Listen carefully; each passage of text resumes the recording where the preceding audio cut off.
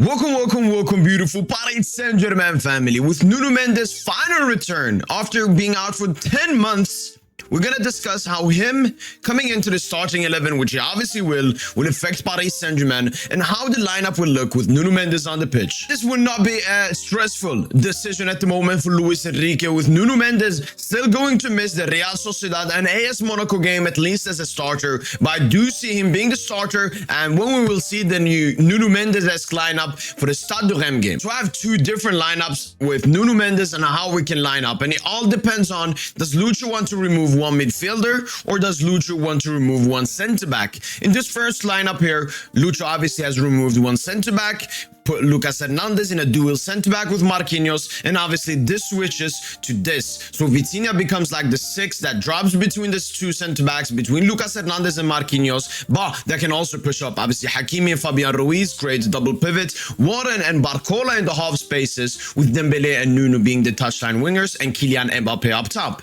The other lineup, we're removing a midfielder, and we keep the 3 center-backs, so it's Lucas Beraldo, Lucas Hernandez, and Marquinhos at the back, Nuno Mendes and Hakimi on the wings, Dembele and Barcola on the wings, Warren and Fabian in the midfield, and Mbappe up top. And obviously in-game, it will still be Dembele holding the width, Nuno Mendes holding the width, Barcola and Warren in the half spaces, and Hakimi and Fabian in the double pivot. So this is all about, does Lucho want to play high risk, high reward football? Does he want to take another higher risk and only play 2 center-backs? Obviously, that can be a bit weak when it comes to counterattacks and so on. But that also means that we have additional attacking players to, cook and destroy the opposition team. The big change, obviously, in this lineup is Bradley Barcola playing in that half 8 space. But this is something that Lucho's talked about for a while now. Gonzalo Ramos provides support and leaves space for his teammates to attack from deep. Our 2 strikers are doing a top job in the attack and defense. But we also have other players who can play in that position, Asensio, Barcola, and Canguilí. I have a lot of choices, and obviously he's mentioning Barcola to being able to play in that position. Where did Canguilí and Asensio play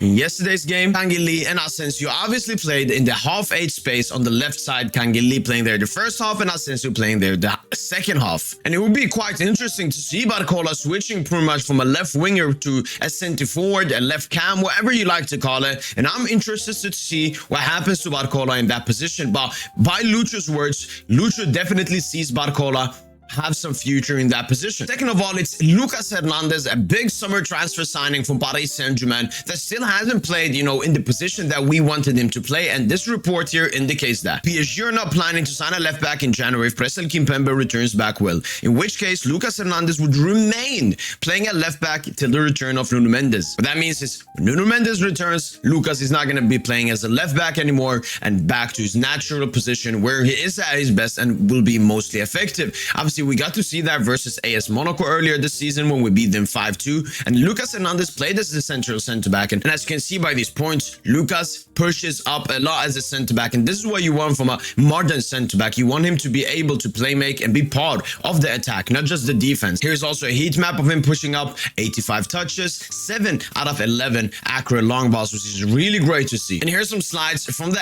AS Monaco game. Obviously, we know about Gonzalo's tapping there in the beginning, but look who's next to him. It's Lucas Hernandez. That's a center-back making a possible run, and he could have probably scored that tap-in. Then later, it's these kinds of moments where, Monaco is hitting a bit of a mid-block. Lucas Hernandez receives the ball, penetrates, takes runners with him, and leaves Vitinha completely free and open on the left side. And him and his pace is really good. Obviously, we've seen sometimes, again, Pulisic, for example, in the AC Milan game, that Lucas is not the quickest left back because most of the quickest players are wingers, so he's going to be a bit outpaced in some instances. But when it comes to strikers, Lucas is quicker than all of them. I mean, here they're finding Balogun with an elite pass, but Lucas Hernandez is quick to read that and is quick enough to recover the ball and give it to Gianluigi Donnarumma. And lastly but not least, the video, why this video was made, is Nuno Mendes and how his return to Paris Saint-Germain will be such an improvement. I mean, we can just take a look at his stats. 0.25 assists per game, which is in the 95th percentile for left back, 3.11 progressive carries, 2.24 successful take-ons. Yeah, again, 98th percentile for left backs in Europe. 2.37 touches in penalty area. 7.97 progressive passes received with 2.74 tackles and 1.74 blocks. He always does the offensive stuff, but he never forgets to do the defensive job, which makes Nuno Mendes such an elite fullback in the modern game. We can even take a look at his passing and touches game and carries. You can see 98th percentile in progressive carrying distance, 98th in total carrying distance, 96th percentile in carries into the final third, 95 in carries into the penalty area, 95 in progressive passes received, touches at attacking third, 99 percentile, takedowns attempted, 98th percentile, successful takedowns completed, 98th percentile. This is a huge beast that we're gonna get who will give you every single game 2 shot creating actions, 8.2 progressive passes received with 2.24 dribbles completed. This is an elite fullback, and this is just stats from last season. And we've seen how Lucho has transformed Hakimi into the best right back in the world, and I can't wait to see what Luis Enrique will do with Nuno Mendes. Obviously, Hakimi this season is sitting on 3.84 shot creating actions, 9.18 progressive passes received, and 1.1 dribbles completed, overtaking Nuno Mendes in all stats categories, obviously apart from dribbling, where Nuno Mendes is absolutely elite. We finally have, the best fullback duo in the world. We've been waiting for this. We haven't seen, the best defensive lineup at Paris Saint-Germain this season because Lucas Hernandez has had to play out of position and Nuno Mendes has been out until now. So the last thing I want to ask you guys is, do you want lineup 1 or do you guys want lineup 2? So do you want to remove a midfielder for Nuno Mendes or do you want to remove a centre-back for Nuno Mendes? I think you could do both. And I think it depends on the opposition. If we're playing terrorist football teams like Rennes yesterday, you remove a centre-back. But maybe in a tougher Champions League game, you still keep the 3 at the back and remove 1 midfielder.